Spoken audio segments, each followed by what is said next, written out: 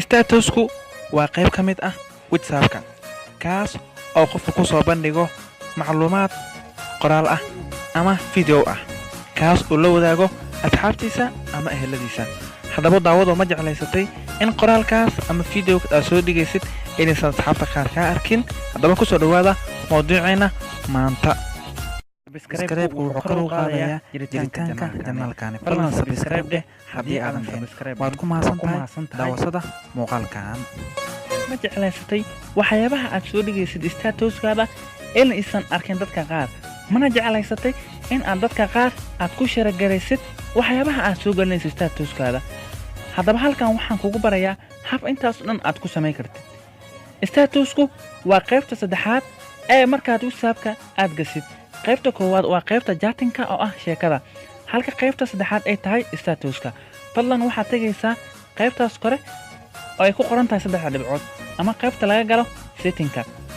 kadib waxaad ka dooranaysaa meeshaas ay ku qoran tahay setting-ka ayaad ka dooranaysaa. fadlan waxaad ka dooranaysaa qaybtaas ay ku qoran tahay accounting-ka. fadlan waxaad ka doorataa qaybtaas ay ku qoran tahay qufulka ama qaybta ay ku qoran tahay privacy ayaad ka dooranaysaa. kadib waxaa kuu soo baxaya intaasoo hab. maanta waxaana quseeya waa qaybtan aan mawduucana ku sharaxayno oo ah statuska. statuska intaasoon hab ayuu leeyahay. midda ugu horeysa waa my contacts.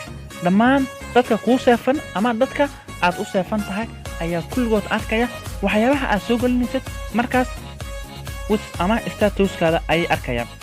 halka qaybta labaad ay tahay my contacts. dhammaan dadka ii seefan marka laga reebo dadka aadan jeclayn markaas in aysan arkin waxyaabaha aad soo gelinaysid markaas WhatsApp. dhammaan dadkaani aniga ma arki doonaan waxyaabaha aad soo gelinay. kadib waad dooranaysaa dadka aadan jeclayn in aysan arkin waxyaabaha aad markaas jeceshahay inaad soo gelisid statuskaada. kadib waxaad ku qoranaysaa meeshaas cagaaran ay dhexda ugu taalo saxda ayaad ka dooranaysaa. kadib dadkaasi ma arkayaan waxyaabaha aad soo gelinaysa markaas WhatsApp-kaada. meeshaan qodobka ku dambeeya only share with, macnaha waxaad ku share garanaysaa dadka aad jeceshahay markaas waxyaabaha aad soo gelinaysa statuskaada in laga arko kuwooda.